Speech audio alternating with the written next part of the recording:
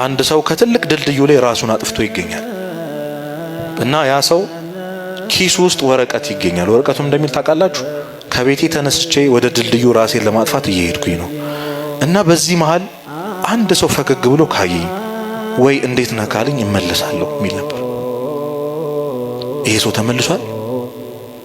አንድ ፈገግ የሚል ሰው ስላጣ እኛ እኩልነት ነው የሚመስለን፣ መኩራት ይመስለናል፣ ኮስተር ብሎ መራመድ፣ ሁሉንም ሰው እንደው በቃ በትዕቢት ማናገር፣ ልኩን ነገረው ምናምን ነው እኛ ደስ ይላል።